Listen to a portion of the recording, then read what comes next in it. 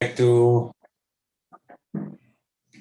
join to all of you on this first capacity building workshop. As you may know, we are just within these digital days that we are organizing from the efficient building community, which is an horizontal project, mostly focused on promote tools and resources, not only tools, but also methodologies or platforms or whatever, general resources for free available to implement the energy efficiency in buildings.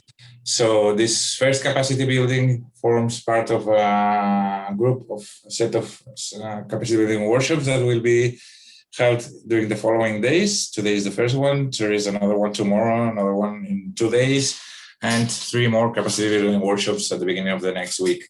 So the first one, which is this afternoon ones, it's related to the SECAP and sustainable development goals within the framework of the Covenant of Mayors. The idea just in this first capacity building workshop just to establish the background of these sustainable development goals, objectives, or ways to proceed from regional to local point of view.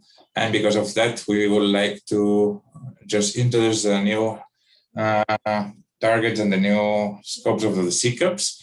Also to introduce the different horizontal projects that are addressing to these topics. So the idea is just trying to move. Okay. The idea about this afternoon session, it's after this welcome that it will be quite short. I will introduce to Julia Melika, that is from Covenant of Mayors, that will explain about the SECAPs, energy and climate action plans. Later on, I will just introduce as a representative of the Interreg Met Efficient Buildings community the free resources that we are just promoting or utilizing and transferring to mainly address it to administrative technicians, public administration technicians, sorry. Later on, Cynthia Chavi will present the Met Renewable Energy Projects community. Also, Laia Viñas will do the same for the urban transport community. And finally, we will open for final questions and acknowledgement. Also, for any question that you may have during the presentations, please just introduce these questions in the chat. And finally, we will try to address all these questions. So just to start the process, to start the session, I would like to introduce to Julia Melika. She's a scientific officer at the European Commission General Secretary, and it's quite linked to the Covenant of Mayors initiative. So she will explain us about the SECAPs. So I give you the floor to her. Just stop sharing my screen. Julia. Thank you, Jordi. There is a bit of background noise. I don't know if I'm the only one hearing it, but maybe if I could ask people to mute their microphone because it's a bit difficult otherwise. So I will start sharing my screen. I hope it works. Okay, thanks a lot. So first of all, I would like to thank the... Maybe you have to, sorry, Julia, maybe you can change your display settings because right now we're seeing... okay, you're not seeing the... Yeah, okay, just in the upper... Okay, yeah, here. Mm-hmm. Maybe this way? No, the other one, the duplicate slideshow probably. Wait a second. So I cannot find it anymore. So now what you can see. Yeah, okay, that's perfect right now. Okay, so there is a bit of delay probably. Okay, thanks a lot. So first of all, I would like to thank you for this invitation. I would like to use this opportunity to present the recent updates to the Covenant of Mayors and to the Sustainable Energy and Climate Action Plans reporting framework and methodologies. So the outline of the presentation will briefly cover the role of the Joint Research Center in the Covenant of Mayors initiative. Then I will speak about the Covenant of Mayors for Climate and Energy. So this will be a little bit of history about the initiative. And then we will see more in details the SECAP, so the Sustainable Energy and Climate Action Plan in its mitigation pillar and adaptation pillar, and how to report on the SECAP actions. And finally, I will briefly touch upon the validation of the SECAP. Okay, so the JRC is the in-house science service of the European Commission. Our mission is to support the EU to the EU policies with independent evidence throughout the whole policy cycle. Its headquarters are in Brussels, and there are research centers, research facilities in 5 member states in the EU. It counts 2,800 staff members, out of which 70% are researchers.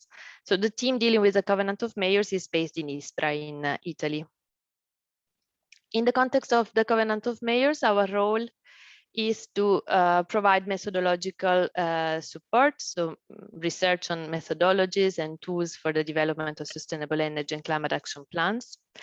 We are in charge of developing technical guidebooks on how to develop a SECAP, so in the EU and also beyond the EU. We are also making efforts to improve continuously the data collection process, and we are in charge of evaluating submitted SECAPs, providing feedback to Covenant cities. We are also in charge of an overall assessment of the initiative and publication of reports, so to see what is the overall level of ambition of Covenant of Mayor signatories and how they are progressing towards the targets. We also carry out some capacity building activities, some technical trainings for cities and regions. This is especially the case beyond the EU. And in the context of the Global Covenant of Mayors, we are chairing the technical working group on data. So the Covenant of Mayors was launched for the first time in 2008 by the European Commission, and it was aiming to engage and support local authorities in reaching the EU climate and energy target. So at the beginning, it had a time frame to 2020. So the minimum commitment was to reduce greenhouse gas emissions by at least 20%. And subsequently, it was extended, and we will see how. So in 2011, thanks to the success of the initiative in the EU, the European Commission decided to extend it to the Eastern Europe, Eastern Partnership countries. So at the beginning, it was Eastern Europe plus Central Asia, so a total of 11 countries. At present, it is covering 6 countries from Eastern Partnership. And then in 2012, it was extended to South Mediterranean countries as part of the SESMED project, so Cleaner Energy Saving Mediterranean Cities, to support cities in joining the Covenant and to commit to ambitious sustainable development policies.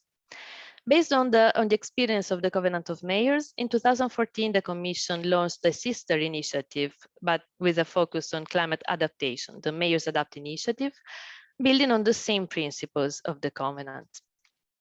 And the 2 initiatives, Covenant of Mayors and Mayors Adapt, officially merged, becoming the Covenant of Mayors for Climate and Energy in 2015, so broadening the scope to mitigation and adaptation together. In 2016, then the EU Covenant of Mayors joined forces with the US-based Compact of Mayors, resulting in the Global Covenant of Mayors for Climate and Energy.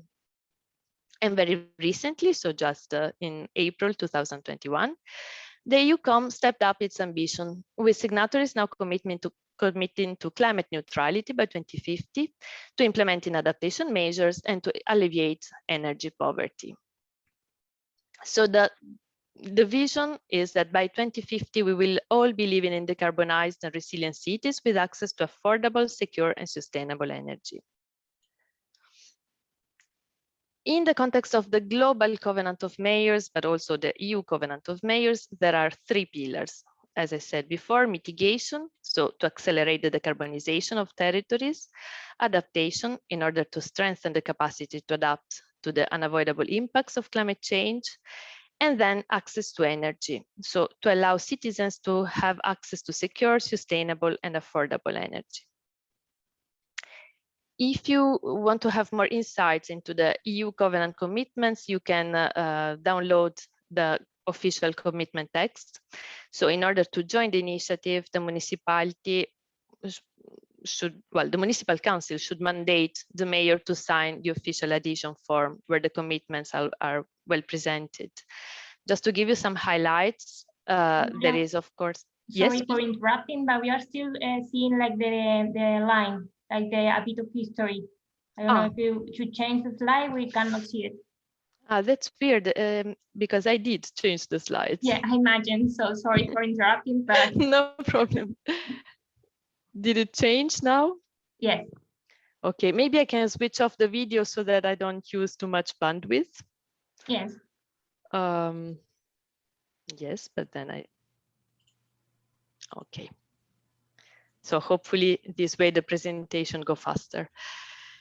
Okay, so as part of the Covenant of Mayors Europe movement, signatories continue to reduce greenhouse gas emissions in their territory, increase resilience and prepare for the adverse impacts of climate change, and tackle energy poverty as one key action to ensure a just transition.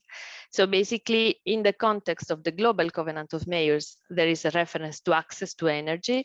In the EU Covenant commitment, this becomes a reference to energy poverty because energy access is not seen as a major issue for European signatories.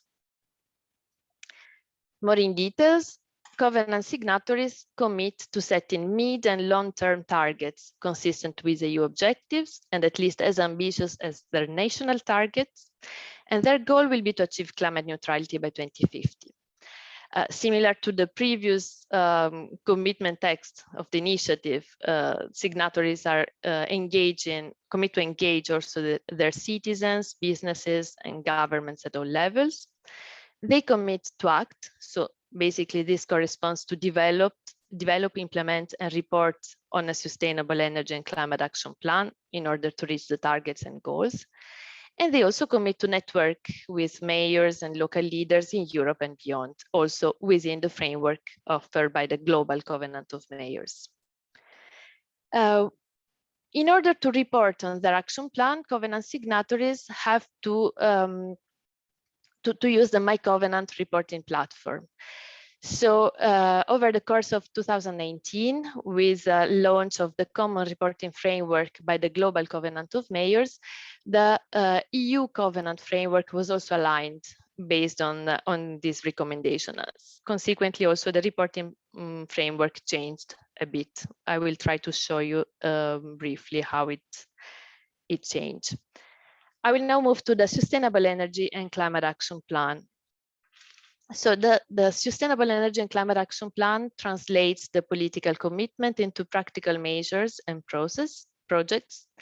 It has to be submitted within 2 years after the adhesion date to the initiative by the Council. It is based on the results from the baseline emission inventory and from the climate change risk and vulnerability assessment in order to prioritize areas for action. And it defines concrete measures for climate mitigation and adaptation with clear timeframes, responsibilities in order to translate the long-term strategy into action. We identified 10 key elements of a successful sustainable energy and climate action plan, which are securing the political support at the highest level, so having the plan approved formally by the municipal council. Then have a clear definition of mitigation and adaptation targets and goals. Have a clear assessment of the local situation based on the baseline emission inventory and the risk and vulnerability assessment. And comprehensive measures addressing the key sectors of activity. It also has to contain strategies and actions until 2030 and now also until 2050. And mobilization, it has to foresee the mobilization of municipal departments involved. As you can imagine, working both on mitigation and adaptation, there are many different departments within the municipal authorities that should be involved and should be encouraged to work together. And they should be provided with tools to work together and make sure that there is an integrated planning to climate. Then other key elements, the engagement of citizens and stakeholders, identification of key financing sources. clearly to have a plan successfully implemented, it's important to identify the financial means to have the actions implemented. And then foreseeing an approach for monitoring the results and submitting the plan and filling in the online template. Moving to the mitigation pillar, and in particular to the baseline emission inventory. The baseline emission inventory is important to quantify the amount of greenhouse gas emissions emitted due to final energy consumption in given activity sectors on the municipality's territory within 1 year, and helps to identify the appropriate actions. It should be based on a bottom-up approach. It has a flexible and simple approach in order to suit the different situation of local authorities. It focuses on greenhouse gas emissions associated with locally consumed energy. It refers specifically to some key sectors and has to be relevant to the local situation, so reflecting the specific activities and context of the local authority. The emissions to be included in the baseline emission inventory are direct emissions from final energy consumption, indirect emissions associated to the consumption of grid supplied energy, such as electricity and district heat, and other direct emissions not energy related. In the context of the EU Covenant of Mayors, there are 4 key sectors which have been identified, and these are the municipal buildings, equipment and facilities, the tertiary buildings, equipment, facilities, residential buildings, and transport. So to be accepted, an action plan has to include a baseline emission inventory covering at least 3 out of 4 Covenant key sectors. Optionally, other sectors can also be reported and targeted by the actions. To calculate emissions, basically, it is sufficient to perform a multiplication. So collect activity data that can be amount of electricity consumed, multiply by the emission factor for the corresponding energy carrier, so CO2 emitted per unit of electricity consumed, and then obtain the greenhouse gas emissions. So total amount of greenhouse gas emissions. In the reporting platform, it is possible to use notation keys. So basically, if some data cannot be provided, then the local authority, when filling in the template, should specify why this data is not available. And they can say, for example, that this type of activity does not occur within the city, so NO. It's included elsewhere when it is reported under another category in the same inventory. So here it should be stated where it is added. Not estimated when some greenhouse gas emissions occur but have not been estimated or reported, for example, because they are considered negligible or not so important in the context of the local authority, or confidential. So sometimes it's also the case that data cannot be reported publicly. And here you can see an example of a completed section for buildings macro sector.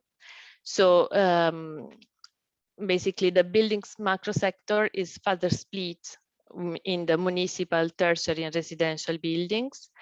And then it is possible to provide an additional level of details split in the municipal buildings and public lighting, or distinguishing what are the emissions associated with institutional buildings, and so on. And here you have instead an example of a completed section for the transport macro sector. So here there were some changes with a new reporting template, because traditionally the Covenant of Mayors looked at municipal fleet, public transport, private and commercial transport. While with integration, with adaptation to the common reporting framework of the global Covenant of Mayors, there is a further split between road transport, for example, for the public transport, road, rail, local and domestic waterways, and for private and commercial, you also have local aviation. There is also the possibility to report on other sectors, for example, agriculture, forestry, and fisheries, and to report on other sectors which are not energy related, so waste management or wastewater treatment and discharge. And in this case, CO2 equivalent emissions should be reported, and possibly also activity data. So for example, the tons of waste which were disposed. Briefly on the adaptation pillar. So the adaptation pillar starts from the IPCC framework on adaptation. So it is defined as the process of adjustment to actual or expected climate and its effects. In human systems, this adaptation seeks to moderate or avoid harm or exploit beneficial opportunities. And risk is defined as a function of the expected potential impacts, hazards of climate extremes, system vulnerability, and exposure. For the adaptation cycle, this is quite similar to what we saw in the context of the SECAP. It's important to get, first of all, high-level political support to preparing the ground, so gain also support from stakeholders, assessing risk and vulnerabilities, identify and select the adaptation options, then implement the action plan and set up and monitor reporting and verification framework. And then, of course, monitor progress regularly and adjust if required. In the context of the Covenant of Mayors, to report on the risk and vulnerability assessment, cities are required to, as a minimum, to report on the climate hazards and on the vulnerable sectors, while it is optional to report on the adaptive capacity and on vulnerable population groups. So here you have an example of a completed climate hazards section, where for each climate hazards identified, it should be reported the probability, the impact, and then for the future hazards, the expected change in intensity, the expected change in frequency, and the time frame, if it's going to happen in the short term or in the long term. And this will be, of course, the basis to identify priority actions. Here you have an example of completed vulnerable sector section, climate hazards. So for the same climate hazards identified above, you will have also to indicate vulnerable sectors and the level of vulnerability.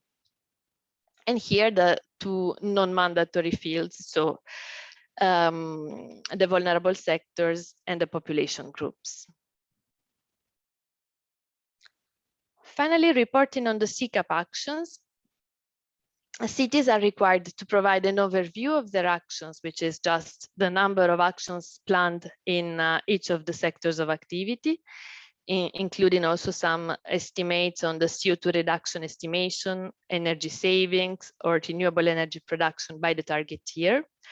And then they are required to report at least on 3 key actions for mitigation, 3 key actions for adaptation, and 1 action on energy poverty. So for this, they will have to provide more details by filling in a form. And here you can see an overview of the information we can see in the online template. So basically, this is what I just said about the key actions on mitigation, adaptation, and energy poverty. And it's important to say that these key actions are also automatically published on the Covenant of Mayors website, so they can be consulted by everyone accessing the website. Just to give one quick example of a large-scale build and retrofit program from the city of Ljubljana that took care of retrofitting 48 buildings, many of them city-owned, sports facilities, schools, kindergartens, administrative buildings, and so on. They conducted some energy-saving interventions, for example, replacing standard lightings with LEDs, modernizing heating and air conditioning, insulating walls and roofs, or switching from fossil fuels to renewables. They also set up a system to directly connect the buildings with the private partner surveillance center in order to have immediate response to animal functioning. So this action had also some additional benefits, such as improved quality of life and comfort for the building occupants, extra income due to energy savings that was allocated to a program targeting school pupils to teach them about energy saving behaviors and renewable resources. And here it's another example from the city of Lati supporting citizen choices for more energy efficient buildings. So the city has an objective to become carbon neutral already by 2025. This project was called Energy Choice and aimed to help citizens reduce CO2 emissions through shifting towards renewable sources. And it is based on an online platform guiding citizens through the different available energy choices. So on local energy production, what are different sources available, and also what are the potential savings that can be achieved. So each citizen can use the platform free of charge and entering the property address and selecting it from a map.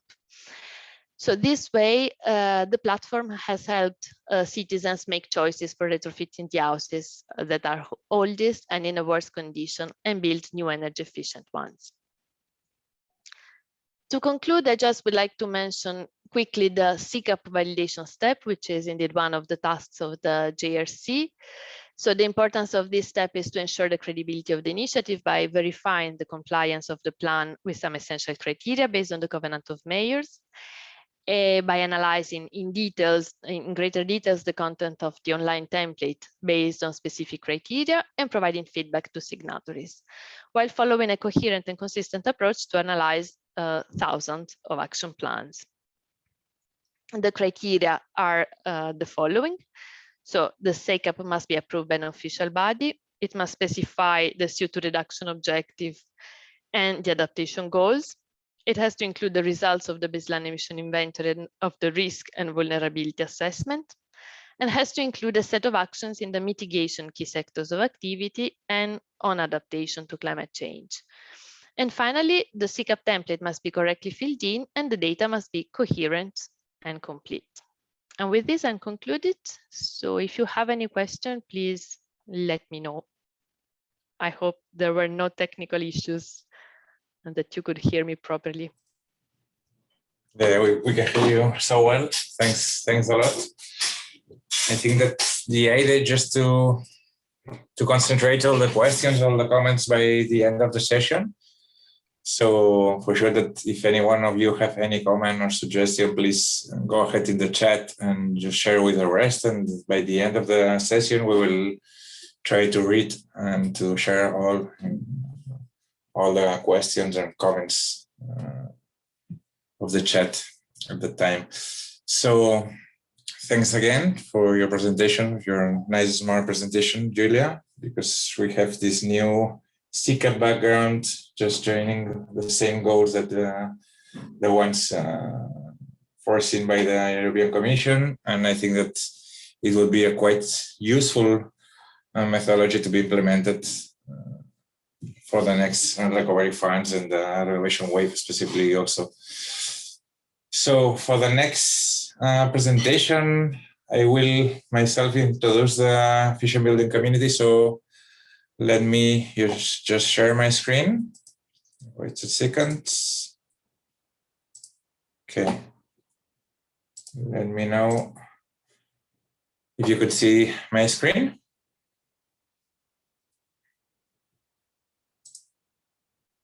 I hope so. Yes, we can see it. Okay. So for this second session, I will talk or I will introduce about the efficient buildings community, or the efficient buildings horizontal project coming from the Interact Med, which we are just promoting the free resources to fast track the implementation of the energy efficiency actions and plans. So we would like to introduce to all of you all these available resources coming from the different European projects, so-called modular projects, mostly oriented to energy efficiency and buildings, or public buildings, but not only public buildings. So our main vision or joint vision regarding to the energy efficient buildings community, it's to encourage the cooperation by offering proven open resources to help you implement your local energy and climate strategy for transition. That means we just have up to 34 resources that were developed within 10 modular different projects under the framework of another European project, which was called MENNIS. And the idea is just to capitalize and transfer these 34 resources to support and increase the technical capacities and skills of public administration entities, talking about technicians or other key stakeholders. And as you will see, we cover more or less all the different aspects that has been introduced by Julia regarding to the SECAPs. The project is just participated by these partners, Buildings Community, also Energy Cities, which are in charge of these capacity building workshops, IREC, that I belong to IREC, CMCC, University of Madras, CRES, ENEA, and ADEN. So just first of all, just to let you know, we are different. These different partners come from different European regions, met regions, from Portugal to Catalonia, but also the next region, that means Aragon and Valencia, also from some regions of France, Italy, and Greece. But our idea between these different actions, planet actions, as the digital days or digital days currently in ongoing or other actions, it's not to just stay on our regions, but just to move to other next regions next to ours. Also to move to IPA countries, also to move from the northern shore of the Mediterranean. As you may know, some of you may know that in the third day of the digital sessions in the morning, we'll have this next Wednesday a session with, we will just see how this activity between the northern and southern shore is developing. And what we just promoting is different tools that comes from these different projects. This is 10 different projects. We have 2 projects coming from or focusing just to the school topics. These are the T-schools and the Edu Footprint projects. We also have 3 financing projects offering their tools and their resources, which are the Stepping One, the New Finance, and the SISMA projects. And finally, we have up to 5 projects more related to the general management, which are Impulse, Priority, Energy, SESBAMET, and Sherpa. All the information about these already finished projects, but about the tools and the methodologies and the platforms and then the e-learning systems already available, you will find that in this path about in our website, Efficient Buildings website.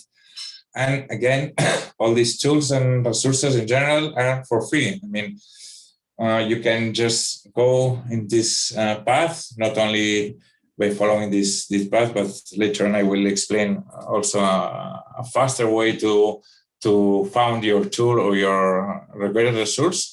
And in any case, you will find there all the information regarding to the different manuals, the guidelines, whatever, explaining all these different free resources.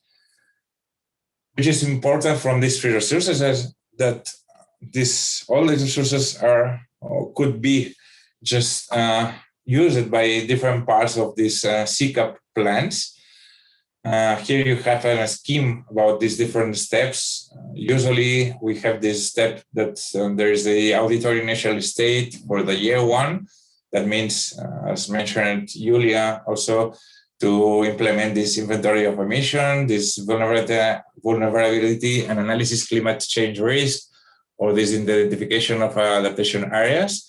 These 3 topics are mostly addressed by some resources coming from this Edu Footprint, Priority, and Energy projects.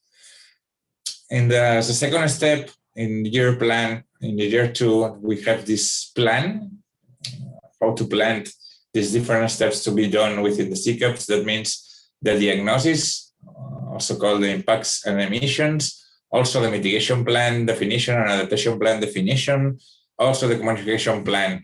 Again, you will see we have several resources available from these different projects, from T-schools to New Finance or Stepping or energy or impulse from any one of these projects. These different tools address different subtopics, let's say. In one case, it's more regarding to the schools, other cases more regarding to the financial models or other kind of buildings or whatever. Also, we have this third step in these SECAPs more regarding to the execution of the different planned actions. So to see how to implement this execution, we also would like to promote and introduce different available tools coming from Edu Footprints, which are more related to schools, but as I will explain a little bit later on, not only to schools, because we have a new footprint project that also will offer information on how to implement and execute these actions for other kind of end users of buildings, and also for energy. And the final step, which is more related to the review and adjust, which uses to be in the 4th year. That means the follow-up every 2 years of these different actions. That also you will find oriented resources coming from these priority and impulse projects. So just to try to summarize in a maybe more clear table, we have these 3 different main topics: schools, financing, and management. From the schools, you have these 2 projects, Edu Footprints T schools, financing, these 3 projects, new finance, SISMA, stepping. And from the management, the 5 projects, Sherpa, Priority, Impulse, and SESBAMET, and Energy. And for any one of those, we have these different parts of the process. That means, for example, for the general knowledge, that means from the preliminary phase, we have some resources coming from this Sherpa, Priority, and SESBAMET, which are more related to management.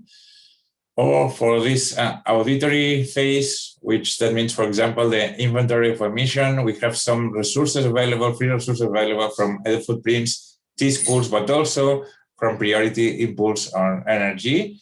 And also, there are these other subtopics from the vulnerability and analysis and climate change risk plans, which are addressed from Energy, or the identification of main areas of adaptation, again from Energy, or also the action plans, the execution, or the monitoring and adjustment process that it's coming from other of the available resources. What we have done until the moment is not to only promote these different resources, but also to test it. I mean, our main goal is just to transfer and capitalize all these open resources, but not only just as a dissemination purpose, but we would like also to test and to filter any one of these available resources to be sure that all these resources will be for sure available and will be useful for the end users that mainly are, again, our target stakeholders, again, the local technicians or the public technicians. So because of that, we have made, in the beginning of the process, a kind of analysis in which we just analyze the different types of resources, like namely tools, methodology, platforms, and e-learning platforms. Also, we analyze the kind of stakeholders that we are just targeting. That means mainly related 22 different related actors that I summarize in this public local stakeholders, but not only. And also we analyze the different categories as the ones that I mentioned before: the strategy and planning, the development and training, the procurement and financing, also the measurement and assessment. From this, we just have an exercise of checking any one of these resources from different criteria points of view. That means from the usefulness of the resources, also from usability, clarity, replicability, support, and durability or impact of these different resources. And then as a third phase, we just check for maintenance. If there is no maintenance required or small maintenance, also the delegate stakeholders, also the autonomy by using these resources. And from this different process, we finally check and we just select the tools that would be more addressed to the purpose. That means we just group the different tools or the different resources in these different agrupations. Aggregation 1, which are the tools or the resources ready to be used. This aggregation 2, which is a third-party required. That means in some cases the tools should be implemented by taking into consideration some support from the original producers. This is more related to use some tools for other regions than the ones originally implemented. Also, we have also some other resources that are more oriented for communication. Just to let you know more deep in detail, but not to go reading case by case, that, for example, for the edu footprint, we have some open outcomes or resources like the edu footprint calculator, which is a tool that it's already available, that the scope is about the measurement and assessment, that could be, or it's functional to be used in Italy, Spain, Greece, Portugal, or other countries. It's available in English and it's totally available. This is also, this kind of analysis is also just as you will see here for any other of the existing tools, like for example, for the footprint 2, the methodology about the strategic and planning, or I don't know, for energy, the energy web platform, which is already available already for different countries, or the regions of the different countries. In this case, also not only in English, but also in other local languages or national languages. And for any one of these resources, we just also introduced it here that from 3 months ago, some of these resources have its own new modular project. That means that they are just not only us, but they are just promoting these tools or just in sometimes improving these tools. Like, for example, from Edu Footprint, there is a new modular project which is called Building Footprint that will try to not only address to building schools, but also to other kind of buildings, use buildings, in such a way that these resources coming from the footprints will be available not only for the regions, not only in the language, in English language, but also for other purposes, not only for the schools. This is the same situation for our project, like, for example, in the case of Impulse, we have this new modular project, which is called Re-Impulse. Also, regarding to priority, that it is the priority format or the SISMA setup or the stepping expanded or also the expanding SESVA met. Just to ease the process, because we already know that there is a lot of resources, available resources to be used for the final or for the target stakeholders, to make it easier for the final stakeholders, we have developed this tool, which could be online downloadable soon, and that will be for sure again for free, in which you in an easy way could select from your characterization, like, I mean, for example, the type of resource that you are looking for, or the scope that you plan, or the target stakeholders that you are, about the replicability in which area, or which is the language that you prefer. And by selecting the different from the different selectors, you will arrive to the final tools that would fit better in your case. Like, for example, for this case, I'm just showing you kind of a summary of one of the resources available in Impulse project. That it's, in this case, you will find all the information about the level of replicability of the resource, the type, in this case is a tool, or the scope, in this case strategy and planning, stakeholders, influence group, which are the successful cases and constraints, which are the available languages, in this case English, in which link you will find all the information to download this tool, the aims and potential, the successful cases, the constraints and related resources, and which are the places in which the tool has been tested, in which cases should be or could be implemented, just considering minor adjustments, and in which cases the major adjustments should be done.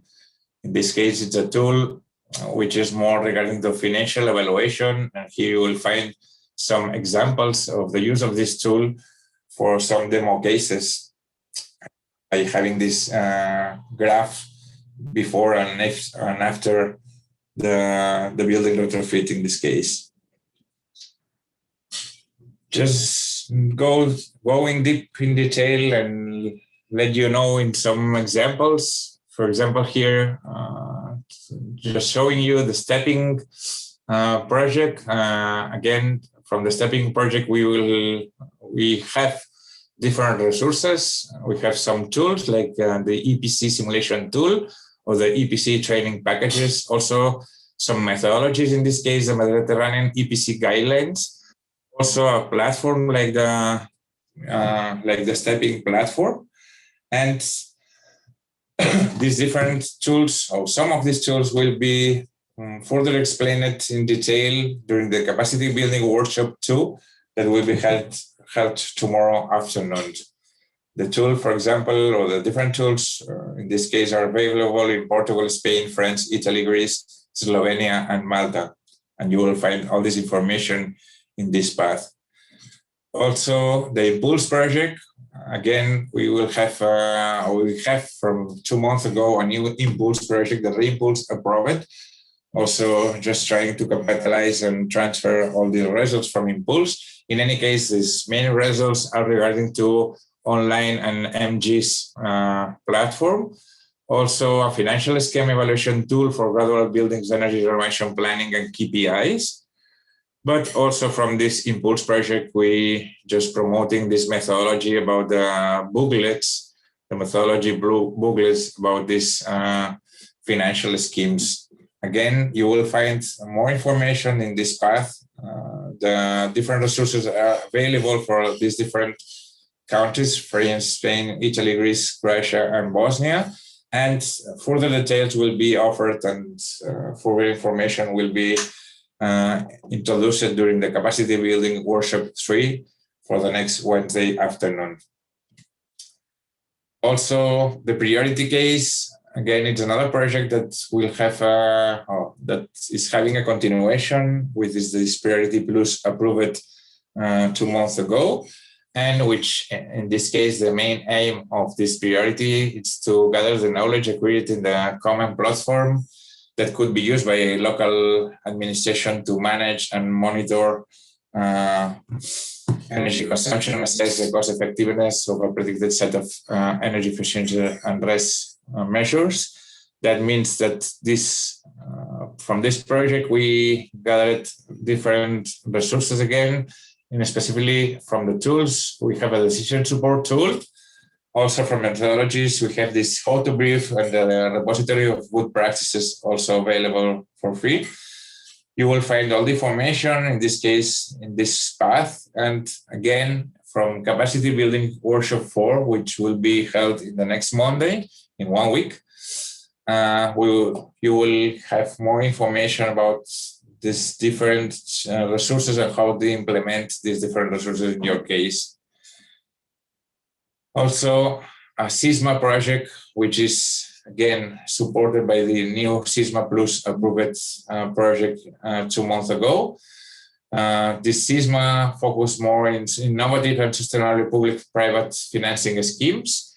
And that means, again, that there is this SISMA set tool available. Also, this training scheme, which is a kind of e-learning platform, also available for free and open access platform.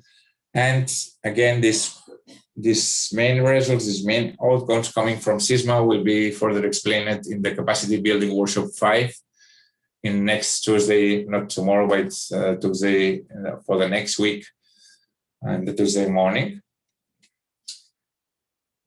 Also, we have 2 more examples, specific examples, the Edu footprint, which again is supported by the new building footprint approved recently. and which main aim is to test and transfer of an integrated energy strategy with a life cycle assessment approach, mainly in this case from schools building, but again, in the new project, not only skills building, but other kind of uses. And there you will find as a main tool, a calculator, which is an app for the mobile phone in which you could, for example, easily introduce your data from your school and then obtain your footprint for your school. Also, some other resources like a methodology, that means a guideline for energy efficiency monitor and management in public buildings. Also a platform in which to share all this data, which to share previous data in a sort of benchmarking platform. Also, this will be further explained in Capacity Building Workshop 6, which will be held not this Wednesday, but the next one. And finally, also this T-School project, again, with some open and available for free resources like the tool, the pre-audit web tool, also the e-learning platform in which to share all this information about the different outcomes coming from this project, T-School. And also, like the previous one, this will be explained in Capacity Building Workshop 6. I think more or less this is quite the summary of our project, Future Building horizontal project, Future Building Community. And for sure that, again, we will answer any question about this, the final part of this today presentation. Thanks for that. So right now I will stop sharing my screen and I will give the floor to the third panelist, which will be Cynthia Xavier, that she's coming from the Interreg Med Renewable Energy Project. And she will introduce this, the REST community, which is just also promoting some previous outcomes from previous modular projects, but not from the efficient point of view, but from the renewable point of view, from the implementation of REST solutions point of view. So please, Cynthia, go ahead. Thanks. Thank you, Jordi. Yes, let me show you my screen. I think now you can see it, right? Yeah, perfect.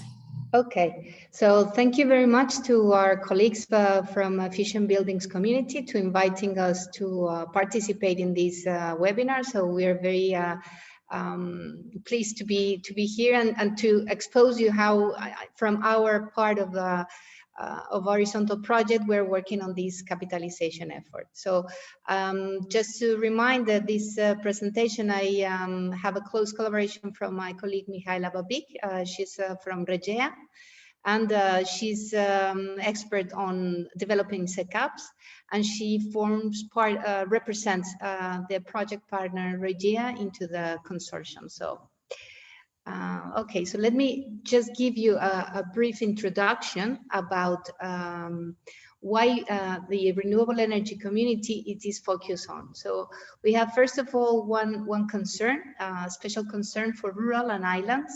And we were very special attending this well-being and livability concerns and necessities from these type of areas, especially in the Med area.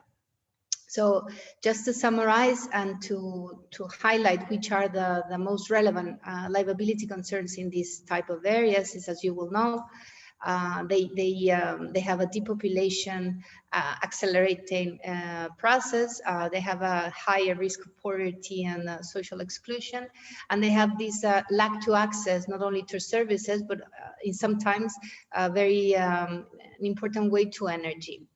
So at the same time, they have this potential as resources providers to protect biodiversity and a strong community capacity and resilience due to be small communities. So based on this, we took the idea of the capitalization project to take energy transition as a catalyst of development and prosperity for these type of areas. So we try to work on how energy transition can build and can encourage new job opportunities, to have more fair access to these type of services, especially obviously to energy, and to try to reform the local economy. So based in this idea, the renewable energy community, it also forms part of the Interreg program. And as Jordi explained, in the case of efficient buildings, in this case, there is a community of 6 modular projects, plus the horizontal project. So we all together work to promote the increasing of renewable energies in Mediterranean areas. So especially making a special attention into rural and island context. So each one of them, they also have this common spine linked to renewable energies, but each one of them focusing in different types of topics. So for example, we have from Local for Green that it's a project dealing with green fiscal policies at local level. So there's all of them developed from 2016 till 2019, and some of them they are right now making a second stage of their projects. But all of them at this moment have some results at 2019, precisely having these not only by pilots, but also developing methodologies and tools that are a commitment now. It's how to extend them and to replicate them as much as possible. So just giving an overall review about the scope of each one of them. As I was saying, Local for Green, it's more focused on green fiscal policies. For bioenergy, it's a project related to forest biomass exploitation, especially in protected Mediterranean areas. Compose, it's a project dedicated also to encourage the use of renewable energies in rural communities, making a special effort on awareness raising and implementation plans for sustainable energy plans. Prismi, it's a project that developed especially a software dedicated for isolated areas, especially in islands. And it's a very potent tool that it's very useful for estimation of potential renewable energy sources in an area, but also to establish scenarios of self-sufficiency. Then Stores and Pegasus are the most closest to the development of microgrids. Stores from the point of view of storage systems, and Pegasus on the business models behind microgrids, also for small communities. So based on this, our project, the horizontal project of renewable energy, it is made up of this partnership, so led by Bistra Scientific Research Center, and then we're six projects, 6 partners working together with the different approaches, but summing expertise in order to make possible this transfer and capitalization effort. Okay, so taking into consideration, one of the first questions that we did is what is the current situation of rural and the urban areas, and the islands in the Mediterranean context. So this is a first analysis that we did a few months ago, related to the MED regions that form part of the program, of the Interreg MED program. So we can see obviously that in this part of Europe, 71% of the extension is dedicated, or it's identified as a rural area, and 18% of the population lives in that. Of course, we all know that most of the population lives on cities, but it's important to highlight the relevance of these small communities dealing with a huge extension of territory that actually has a very important role, as I was saying before, for biodiversity protection, for resources providers. So we take a look into what is the current state of the Covenant of Mayors. So how it's the SECAPs or the SEAPs signatories going into these each one of these countries, and we can see that especially in all these regions, Spain and Italy have a very strong number of signatories related or respect the other countries. But then obviously the impact on the number of a population that lives in these municipalities that already have or have a signatory or are working on their SECAPs, it's more distributed among the country. But still, Spain, Italy, and Greece have a very important impact on the number of inhabitants and the population benefit from these energy plans. So they taking into account this information into a map. It's really interesting how to see which is the distribution of all these signatories in these countries, and especially to take into consideration not only the timing of the signatories, but also the type of municipalities and the size. No? So we can see very clearly that on France, it's mainly on urban context. I mean, more than a very high dense areas have been implemented, but then on the opposite side, we can see in Spain, for example, in Catalonia or in Andalusia in the south, there's a lot of small communities, small municipalities. Italy, it's more diverse, but then again, in the Adriatic area, we can see also, again, the presence of more high dense. So we identified that the type of municipalities that have adopted this scheme has a different profile, no? But an interesting number of municipalities with a medium or small size. So our project, what it's working on and drives the capitalization action, what we are working on, it's in an initiative, the ETU initiative. It's the ecosystem, ETU it means the Ecosystemic Transition Unit.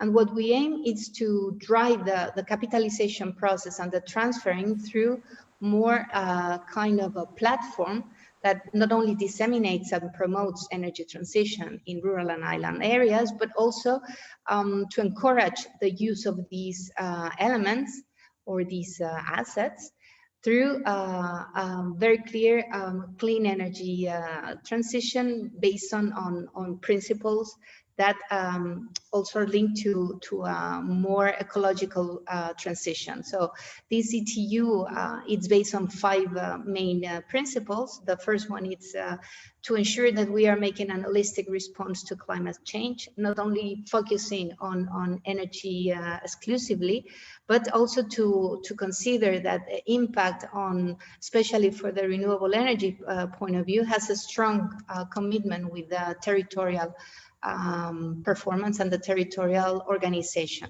So, of course, a territorial equity, that means for us it's important to highlight the unequal opportunities of benefit of this energy transition, not only for cities or urban areas, but also for more remote areas or isolated areas.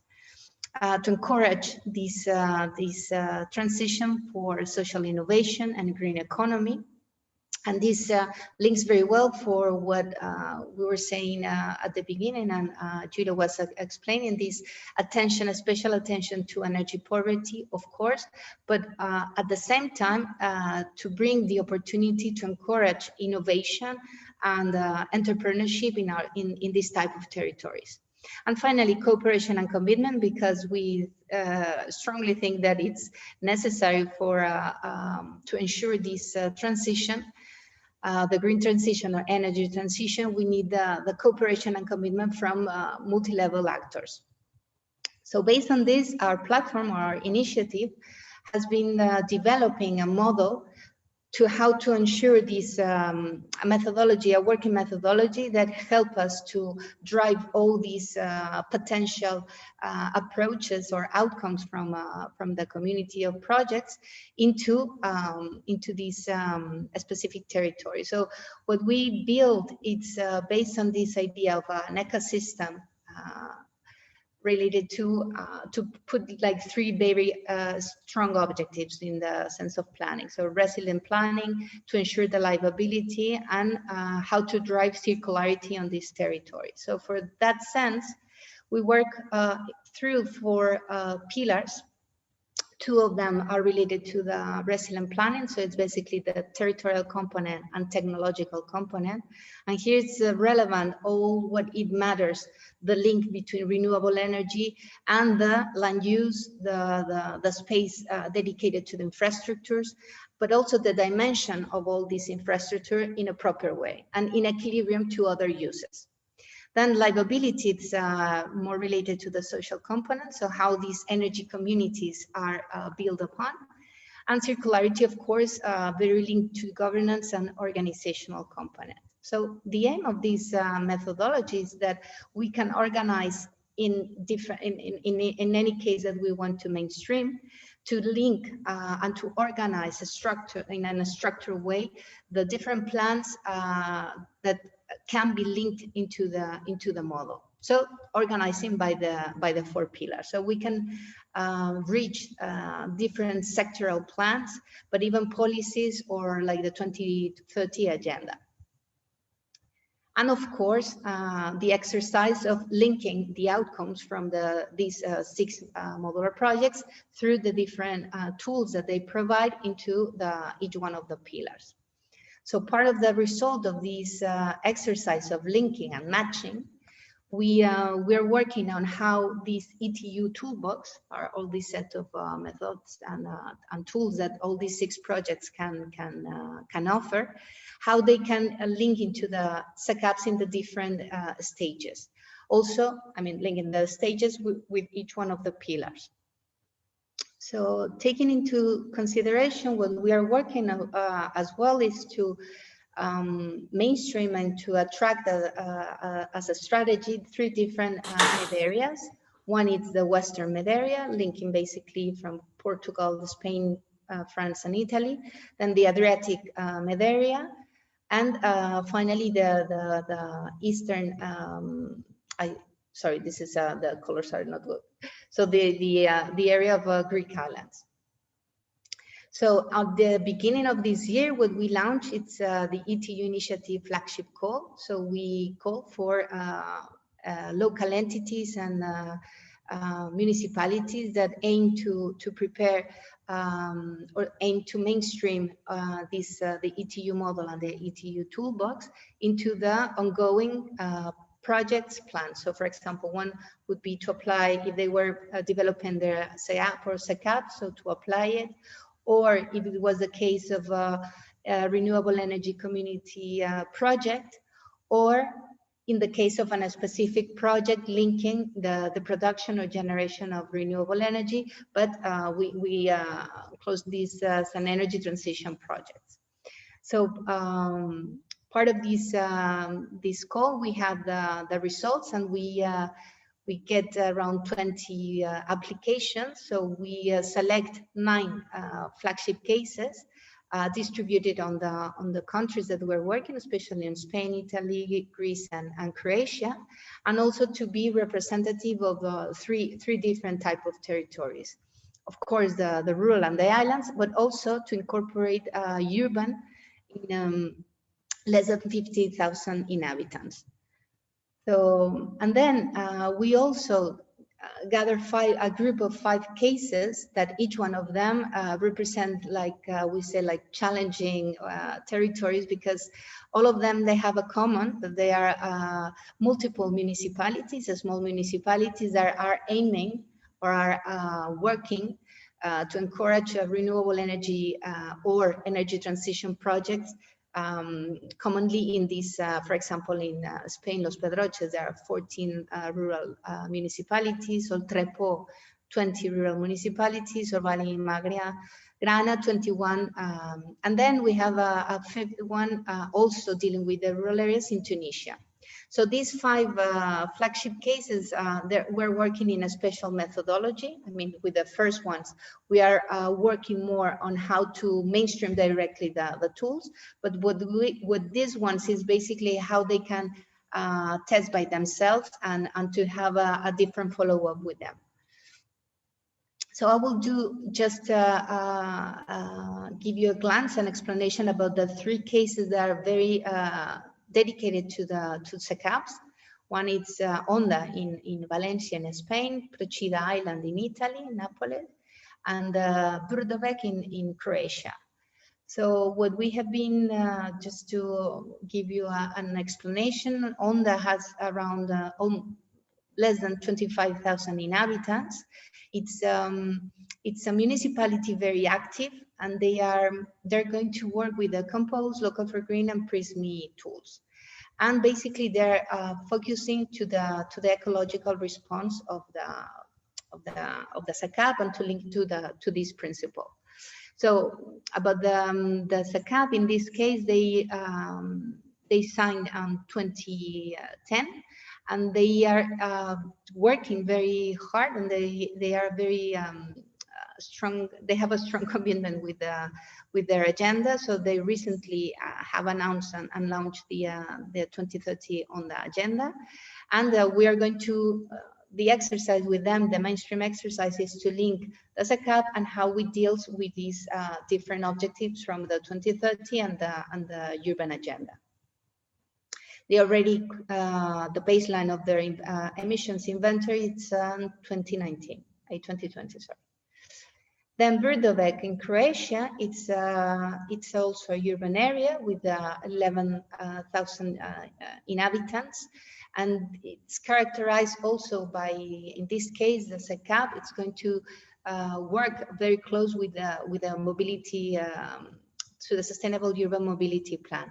So this is already ongoing, and with our colleagues in Regea, they're working very close with the municipality on these 2 plans. So the aim, they also have the baseline on 2009, and they commit to have this merging approach through these two plans. And then finally, in Procida, it's the island has launched also an ambitious clean energy transition plan. I mean that it's not only related to only a specific building efficiency, but they aim to encourage the plan for different sectors. So in this case, they will apply as well for 4 different modular projects tools. And we are going to work with them at, well, it's also around 10,500 inhabitants. And they're also working with the SECAP. So in this sense, I mean, Procida, they have the signature in 2015. So now they're working for the climate adaptation measures. So what we're working with each one of them and with the rest of the cases, but I'll show you the cases of these 3 municipalities working with the SECAP. It's to draw and to shape with them 3 scenarios in order that they can use the tools in order to have some estimations that can help them to incorporate into their analysis. So basically what we are going to test on scenario 1, for example, is having on the baseline of their emission inventory, and then to comparing scenario 2, their commitment and their targets for 2030, and for the 3rd scenario, the optimal emission reductions for neutrality targets. So for each one of them, as I explained, we identify the potential application of each one of the tools. And right now we are on the middle of it's an ongoing process. So basically, I mean, we can highlight it's the integration of policies from SECAP, the mobility plans, and the Agenda 2030 in the 3 of them. Probably we will find some more in detail on during the process, whether in which cases the building sector will be more relevant, or the transport, as it is in depending on the scenarios and the specificities of reductions in each one. So just to finalize, our aim, it's as I was saying in the beginning, it's how to encourage and to deal this capitalization effort, not only for the transferring of knowledge transferring, that it's very important, not only to make more efficient the use of the public funds that European Commission dedicates every program period, but also to help to these type of territories to find their roadmap into and take the opportunity of all these funds, of course, for a more improve their well-being. And based on the special effort that and strengthen that these small communities can have, precisely of the potential of organization that they can achieve. No, sometimes probably on cities we have a lot of opportunities in a different way. We have a lot of resources, but then probably to encourage the commitment, it's takes more time. And what we can see on this type of small communities, it's a potential asset that it's relevant also to highlight and to learn and to transfer at the same time to the rest. So thank you very much for your attention, and if you have any question, I will be very pleased to answer.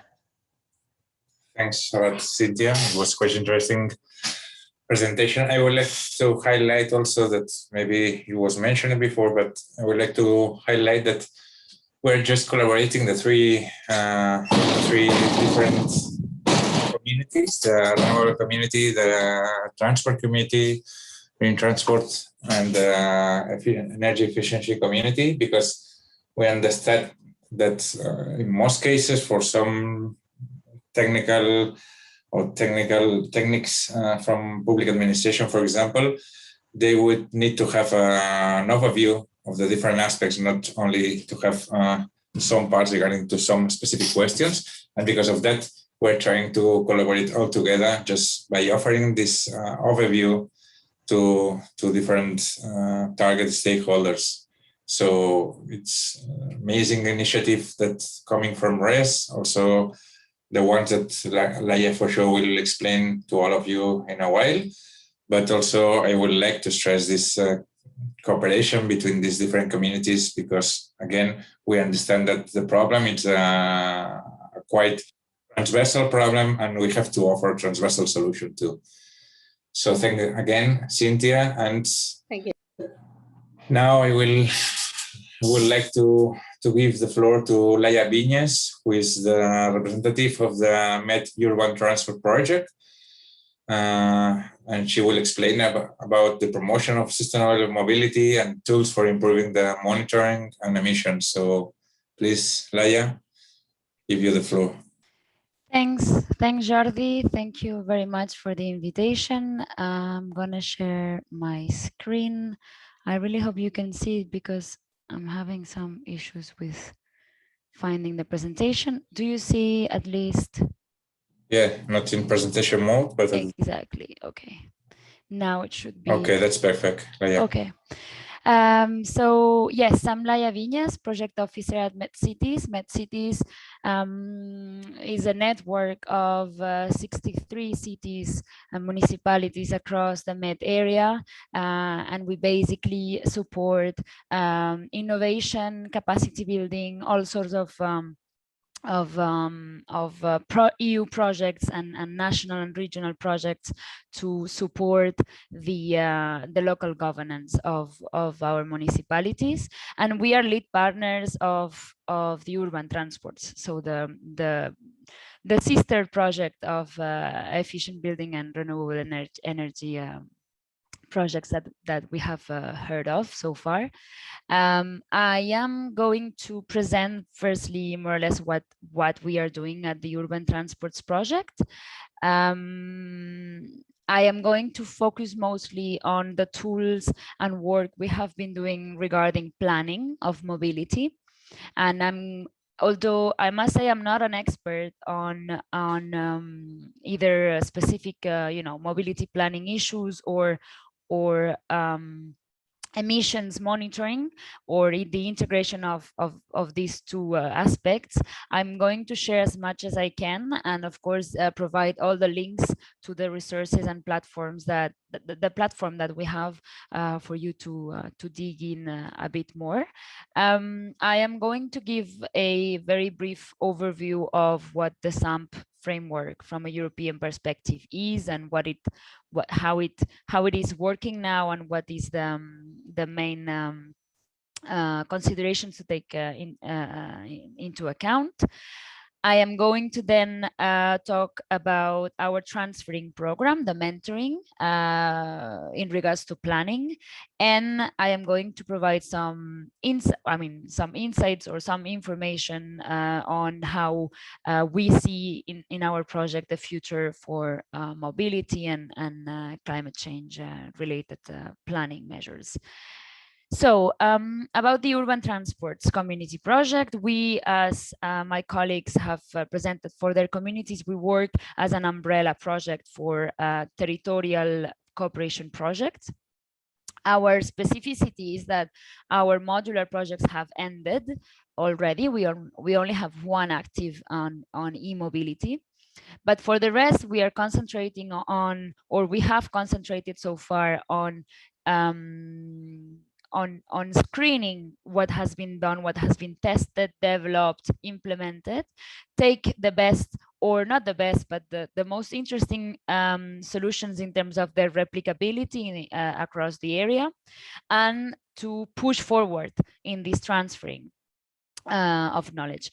So MedCities is leading this project, but we are joined by quite a diverse and expert range of institutions, like the network of Mediterranean universities, UNIMED, the Greek and Cyprus antenna of Civitas, CiviNet Cyprus and Greece, Area Science Park in Italy, Codatu, who works also with developing countries in mobility, and the municipality of Durres, our local representative, and Polis, the lobby, let's say lobbying or advocacy oriented association in Brussels for municipalities and mobility and transport. So as I was saying, the project basically accompanies and supports innovation and testing phases of different solutions in regards to sustainable mobility. We do that by focusing or at least targeting 5 thematic axes. I would add 1/6, but for today, I mean, the most important ones are here. So mobility and sustainable mobility offer in tourist destinations, shared mobility, planning, soft mobility, and the use of new technologies for mobility. But I'm gonna focus on mostly planning, new planning approaches to sustainable mobility for the topic of today. Basically, we also do a lot of work in terms of lobbying and policy influence, let's say. We will be publishing, by the way, our first policy brief on soft mobility measures that you will be able to take a look at if you're interested to follow us to know more. Regarding the specific topic of planning, I wanted to share with you a bit. So illogically, starting my slide from the bottom, I wanted to share with you, and I will put it on the chat. We have created a yet another catalog of best practices, but we have done an effort in, as I was saying, selecting the experiences from our territorial partners that are more interesting as from a replicable point of view. So we have analyzed what was learned, what was the key drivers, what were the barriers, and what the solutions were, looked like by the end of the projects. And there's one section about planning, which I encourage you to go check. You see motivate locations, Remedio, Samper, etc. are our modular projects from which we extract this experience and expertise. And regarding planning and the SAMP SUMP framework, I wanted to highlight that the experiences that you can find in our catalog mainly and regarding planning mainly tell us about a lot on what are the most innovative tools for engaging stakeholders and the citizens, which is becoming quite a strong and hot topic, generating engagement, generating ownership in the community, etc. on the measures and the solutions that are designed in the mobility field. Also planning for localized or functional specific functional areas, and we have SUMP processes or drafting processes for port areas, like in the one in Valencia, or for university areas like in Athens. You can find the SUMPs and how they were planned, how they were designed in the catalog by clicking in the planning solutions. And also another aspect, which I will try to go more in detail in a minute, is the integration of calculating low emissions when planning and when designing scenarios of low carbon mobility. How do we concretely calculate the emissions outcome of different scenarios, and precisely in highly congested traffic areas, we are doing some interesting work that I'm going to go more in detail in a minute. Let me, before that, give a bit of very general framework on what are the SUMPs for the people in the room that do not maybe control or know what this European recommended framework for sustainable mobility, how it works. Basically, the SAMPs were introduced as a methodology for and strongly pushed by the European Union for some years now as strategic plans designed to satisfy the mobility needs of people and businesses in cities and their surroundings, focusing on a better quality of life. The SAMs are presented as a tool to share global and strategic orientations rather than a list of unconnected projects in a way. So the driving force of a SUMP is a shared vision of how we want our city, area, region to look like, or to be livable. For instance, the shift in modal distribution of users in a city, so shifting the users or the way the different modes of transports are used could be one of these objectives for an SUMP, or lowering emissions can be another one. That's the case, for instance, for this SUMP in a lot of Spanish cities. And it can sort of, the idea is that it can contribute to generate coherence across departments and with the community and with the different stakeholders involved. So what defines a good SUMP according to the theory, let's say. Here I'm really referring to the European framework and how the European Union defines a good SUMP.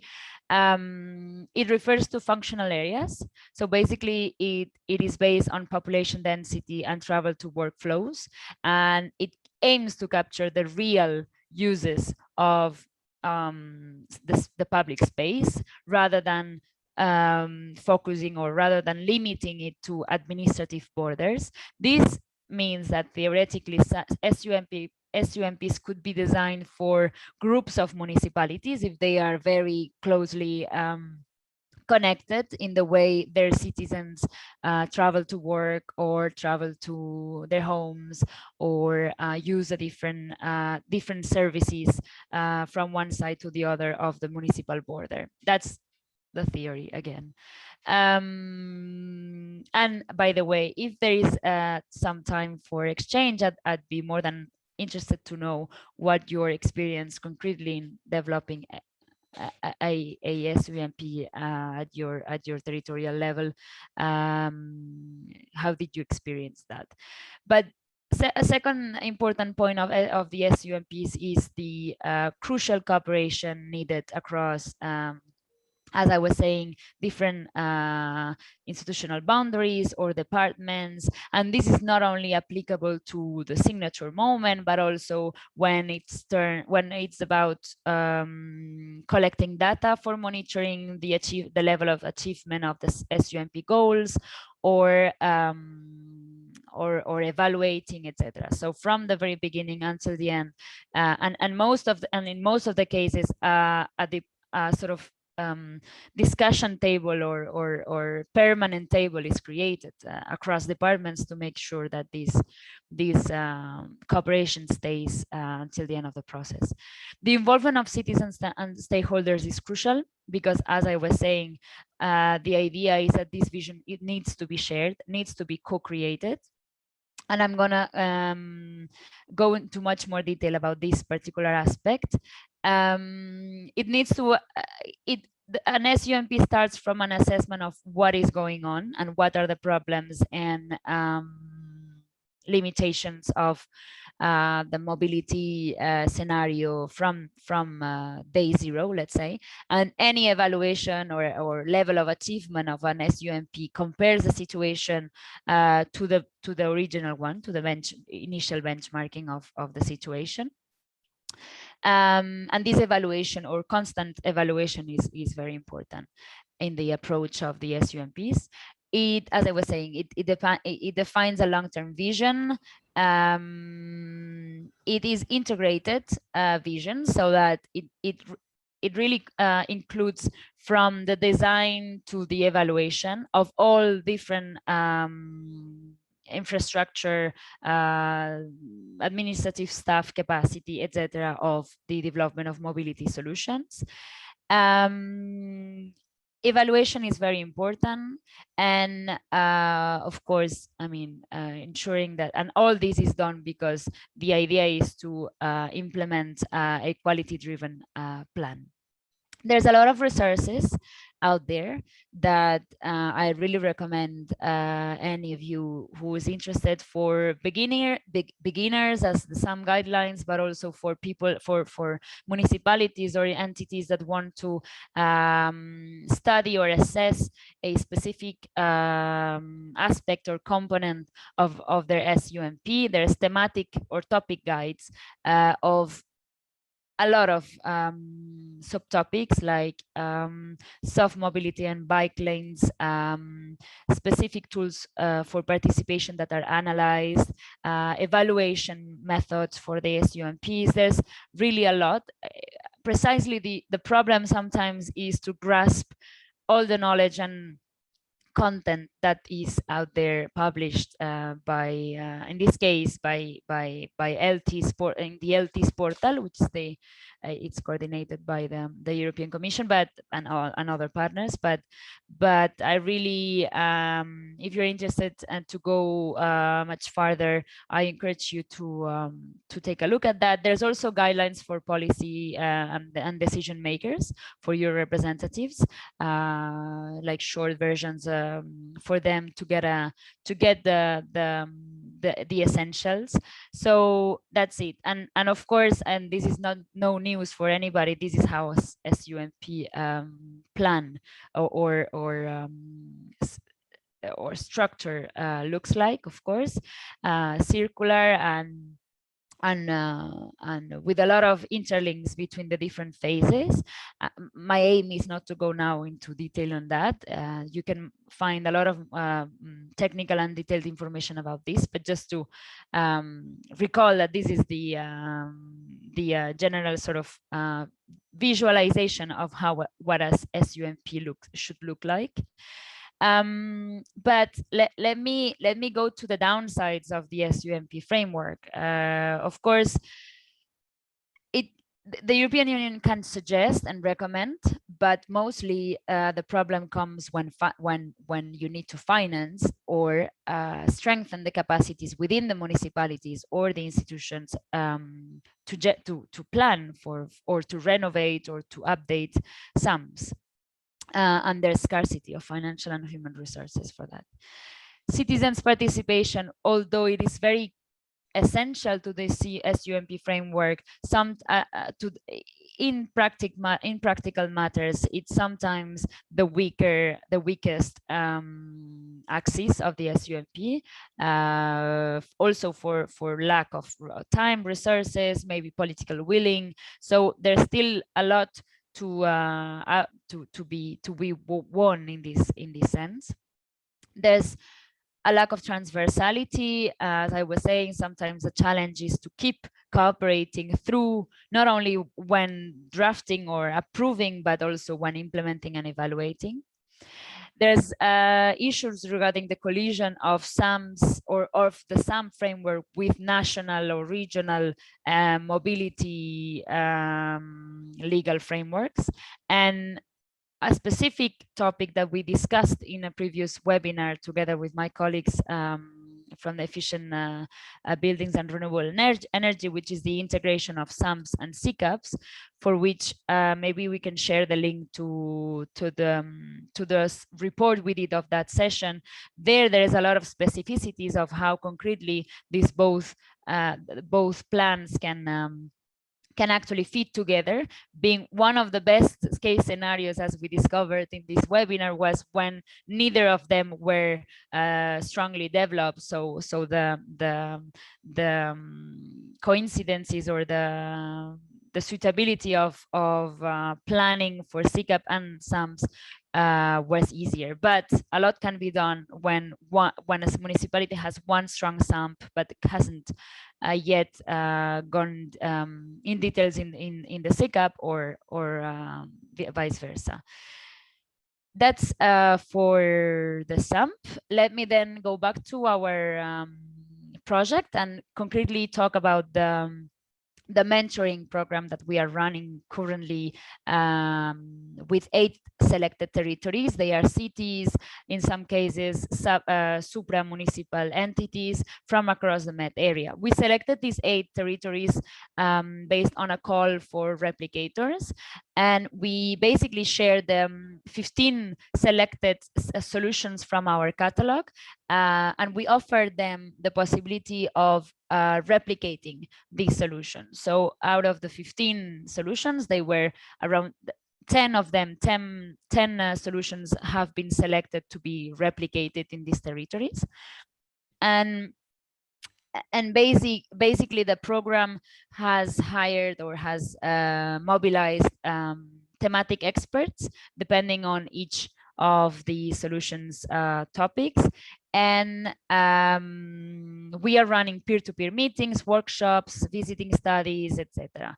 The program is undergoing. Is still, I mean, we will still be working with this until autumn. And I wanted to share some insights about one particular case, which I'm happy to see that our colleagues from EBDD, Leila Youssef is with us, I think, or what, she was there a couple of minutes ago. So Leila, if you want to compliments me, and after I finish, of course, I mean, it's your experience actually, the one I am sharing today. So basically, what we are doing in EBDD, we are taking the pioneering experience in Thessaloniki from Remedio project, and we are trying to take the best out of this experience to replicate some of the lessons learned in EBDD. What was this experience about? In Thessaloniki and in general Remedio project, the idea was to help municipalities designing low carbon mobility scenarios. So taking a pilot area, a road axis that is characterized by its high density, traffic jams, diversities of uses of land, lack of safety for pedestrians or non-motorized users, noise pollutions, becoming sort of a wounds for the city, to take these pilot areas and to imagine how they could look like and concretely calculate what the environment would benefit from it with a number of low carbon mobility measures, most of them soft, so meaning no strong, I mean, no hard infrastructure needed, and by engaging stakeholders. On the left side, you can see the result of the Thessaloniki, one of the scenarios imagined in Thessaloniki for their axis. And on the right side, you can see the central axis that we want to focus our work in EBDD. So two aspects that I wanted to highlight. On one side, the involvement of citizens, which is becoming key. We acknowledge that it can help, or that it is crucial to engage citizen stakeholders, the shop owners, parking managers, etc., to strengthen social capital, to promote also solutions that are maybe less economically interesting, but probably more social, social just or fair. And to foster ownership on the solutions that are thought, because sometimes, most of the times, the problem is that the solution theoretically is very good, but there's no ownership on its implementation, and most of the times they fall in the wardrobe of an office. What happened in Thessaloniki, or an important concept that I wanted to highlight, is the horizontal condominium, which means, as I was saying, taking an area of a road or an axis and putting together or bringing together the stakeholders, different actors that interact in this space, to build a space where you live and work rather than only go from point A to point B. In Thessaloniki, the citizens were not only informed, consulted, but also engaged in workshops, and the three scenarios that were imagined were at the end voted, and the selected one, and there was a one selected. But I must say this project is still pending on further funding for the implementation of this scenario. The other aspect that I wanted to highlight is the calculation of emissions to generate consensus. Why? Because the putting on the table how low carbon mobility measures can help reducing traffic fuel consumption, traffic noise, traffic pollution, can actually help generating that consensus that without this common vision of something very shared, which is quality of life or health, is a bit more difficult to achieve. If you eliminate parking slots without calculating or without integrating in the narrative the impact in terms of environmental impacts that this measure can have, then it's way more difficult to create that convincement and ownership and awareness among the directly impacted users of the space or stakeholders that live and work in that space. But there is a lack of specific, sometimes there's lack of specific data. There's a lot being done, and the Remedio partners did a lot of research and testing of tools to how to calculate these emissions effects, and the idea is that we try to continue working on that in the specific context of IRBIT. 1 minute to close, a bit of a vision for the future, and now I take again a sort of a de-zoomed look, because I wanted to share with you some reflections on, okay, mobility, environmental aspects. How do they fall in the future of EU funding, which I think most of us in this room at the end is what we want to understand or want to know. What we are learning from, at least in terms of the Mediterranean region, that as Jordi was saying, our thematic areas are understood as intimately integrated and necessarily under one same axis, which is the greener living areas in the future Interreg Med program, the Euromed, I think it's called, now I'm not sure, program. This has strong sides, which means that they acknowledge, or the EU decision maker acknowledges the needed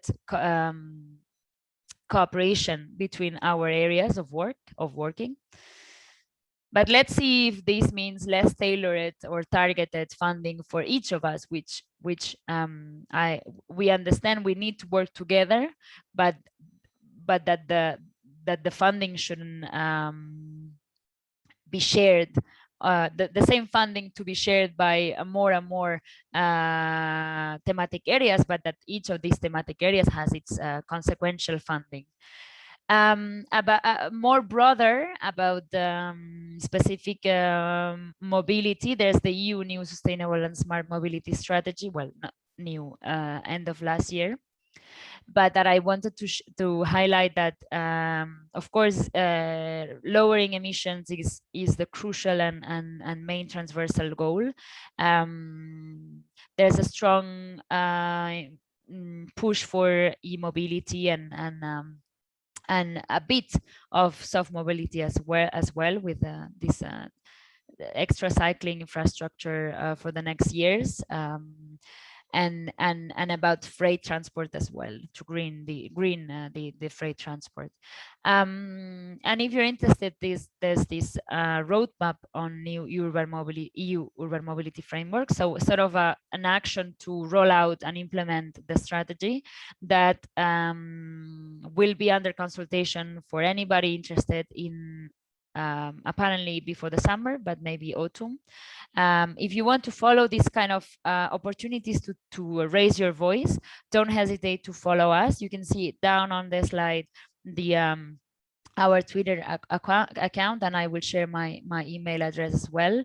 And as I was saying at the very beginning, also the urban transport is aiming at pushing forward some key messages and advocacy recommendations. And we are publishing our first policy paper about soft mobility in a few weeks. And that's it. That's everything that I wanted to share. Don't hesitate to reach out to me and the community, and we'll be happy to have a chat. Thanks a lot, Laia. Thanks. It was quite interesting, different point of view, because usually we're talking about SECAPs, but again, this transversality of concepts that should be implemented, not because we say about it, but because it's also from the community that we are just facing these sustainable development goals, and the only way just to face the enrichment of these goals in a jointly way among the different thematics. So I would like to ask to all the panelists to switch on their cameras, maybe to have this 10 or 15 minutes questions. For sure that as some of you have asked for, we will share all these presentations in the following days, not only the presentations of this first capacity building workshop, but also the presentations of the policy sessions held on the other mornings, and also for the other capacity building workshops to be done in the following days. So for sure that we will contact you again and share these presentations, also the links to download them. But I would like to just, first of all, just read one single question that someone just asked to Julia Melika. That it's say, okay, Julia, concerning to the adaptation section of the SECAPs, did the General Center prepare some guidelines, instructions to assess, monitor the adaptation capacity? I saw the item in your presentation, but I wondered what indicator can be used for the adaptive capacity. Maybe Julia can just... Thanks for the question. So basically, there is a guidebook published by the JRC back in 2018, 2019, which covers also the risk and vulnerability assessment. It proposes several different approaches to measuring, to assessing the risk and vulnerability at local level. And there are some references to adaptive capacity, although I'm not sure that there is exactly a detailed guidance specifically on this issue, but there are some indicators, some examples of indicators on adaptive capacity that are proposed in the reporting guidelines on the Covenant of Mayor's Office, which were published just last year. So I would recommend also referring to those examples. Okay, thanks. I don't know if there is any other question for anyone else. But if not, we will launch a call of Mentimeter that I think that in a funny way, we will ask a couple of fast questions and just let you know the answers, because it would be maybe a way to share with all of you. If we go to the chat, you will see the Mentimeter. Maybe I can share my screen too. I could share it, sure. Okay, perfect. Okay, so I think you are seeing a screen right now. Yeah, perfect. So okay, so if you go to the chat, to the link that I pasted, you have this question. So very shortly, you have 2 spaces to fill in what you think, or in your opinion, what are the main challenges of implementing SECAPs and SAMs? And you can provide like 2 short answers. What, in your opinion, what are the main challenges for the future? Don't be shy, so anyone can fill in, so we can see the answers live. So harmonization, coordination, technical resources for now is the most common one. Money also. Okay, citizen engagement, also a common problem that all the attendees are entering in the chat.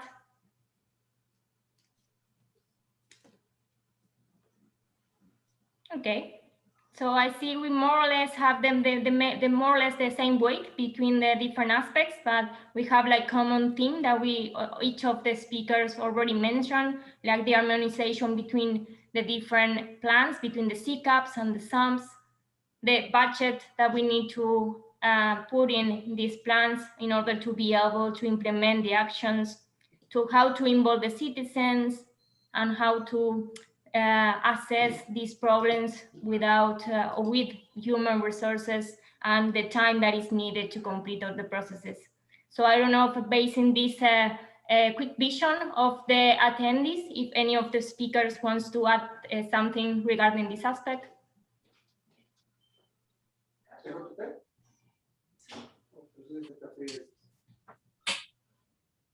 Okay, I see there are. If I may.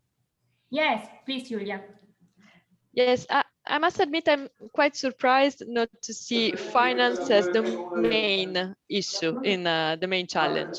I'm surprised to see that there are different range of challenges in the implementation of SECAPs and SAMs. I'm used to hearing always about financing.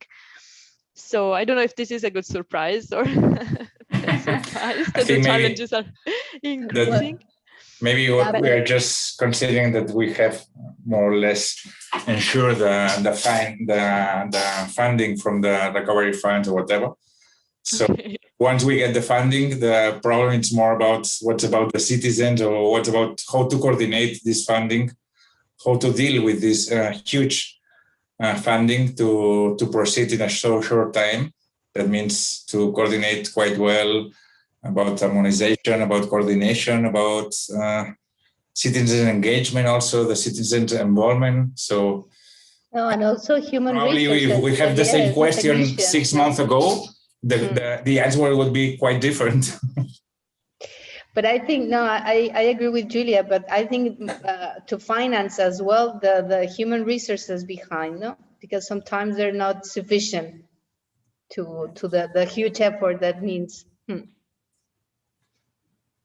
Yes. I think there are a common theme. Even budget is not the bigger one. That you have like human resources and also time. That is also a factor that always like affects us if we come to plan things and we don't have the resources to do it fast. And then we have a second question that is related to this one. So I encourage every one of you to answer the second one, that this is related to the main difficulties, why we face so many challenges in implementing the facts, and if they are related to different aspects, in this case, financial aspects or technical aspects, if you consider that we don't have enough knowledge to do this, or what are the main factors that you think that are affecting this. So again, if you go to the link that I sent you, you have the second question. Okay, we have the first answer. So the dynamic of the process, human resources.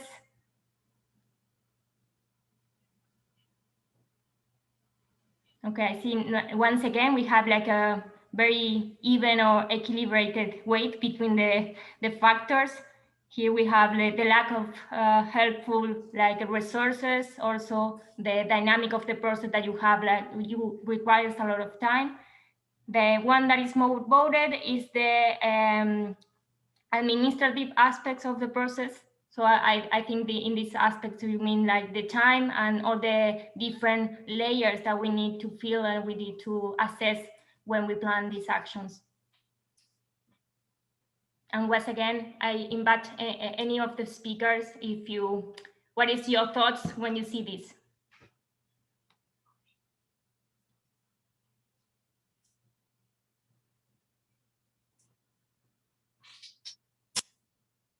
And once again, if you see the chart, the financial experts, they have no vote. So here, once again, the main problem or difficulties the attendees are referring at the administrative aspects of the process.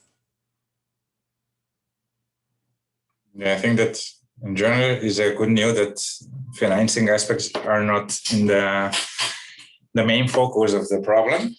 This is a novelty, but the main focus is more about how to spend all this huge amount of money and how to deal with this really new pathways that we should go in a so short time. So I think that again, it seems that coordination about the timing, about the technical aspects from the implementation point of view of all these aspects are the more relevant. So I think, at least from my side, for example, I'm a little bit worried that all the member states, they introduce their pathways to reach the sustainable development goals, at least at national level. But one thing is to write it and the other thing is to do it.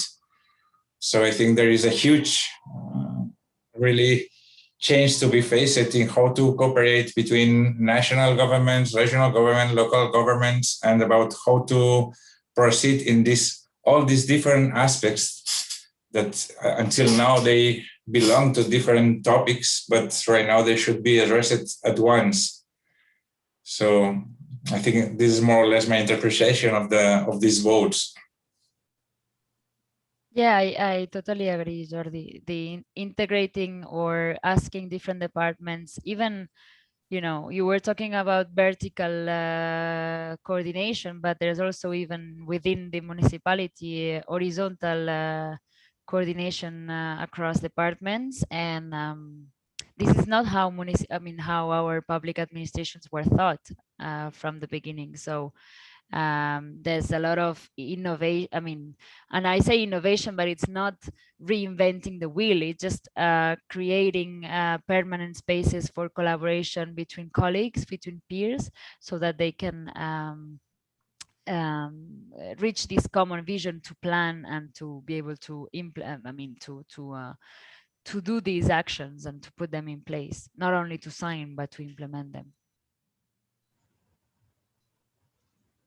But we must say that also it's a successful scheme. I mean, because if it is something that was launched in 2008, it was the beginning. I mean, with all these constraints that precisely the public administration has, I think it's because it's very complex, all the estimation of the emissions, and so at the same time, it's for me it was very relevant to see how much municipalities are right now, and they continue. So for sure we can improve more. I would also say that if we just try to do the same questionnaire to the general public, I mean to the citizens, probably the result will be completely different, and the financial aspect will be the first, because in most cases they're just waiting, or they're just wondering what's about the renovation fund or the renovation wave and the recovery funds.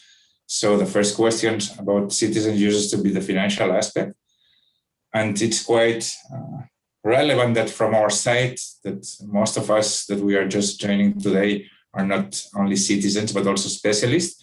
But from our side, the financing it's not a problem, but for the citizens it's the main problem.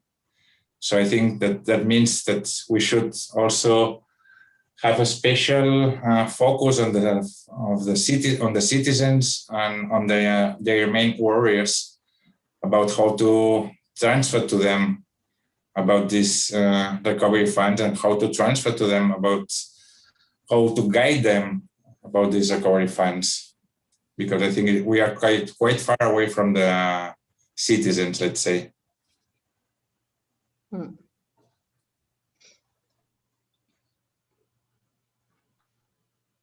Okay, so I will stop sharing. I don't know if we have any more questions, but if not, I would like to thank all of the speakers, because they were very interesting and very relevant presentations. I think all the communities, renewable energy efficiency and urban transport are three pillars to construct a very solid SECAP and very solid SAMs. And all the three projects have done very interesting actions to see how to do it in the future if you want to apply them. And finally, I will ask the attendees to ask or to answer a very quick survey, a satisfaction survey, so we can improve our next events in the project. So I will paste the link in the chat, and I will thank everybody for attending, and that's it for today. And just as a kind reminder, just to let you know that you are for sure all invited in tomorrow's sessions, morning and afternoon, in Wednesday ones, and the next week one. So we have a lot of information to transfer to all of you. Also, again, we will share with all of you all the different presentations of this afternoon session. And for sure, we can share with all of you all the initiatives coming from the different communities, not only from Efficient Buildings community, but also for urban transport or renewable communities, also the joint actions that will be held in the following month. Thanks to all of you to join us this afternoon. Thank you. Thank you. Thank you. Bye. Have a nice afternoon. Have a nice afternoon. Goodbye. Bye. Thank you. Thank you. Bye-bye.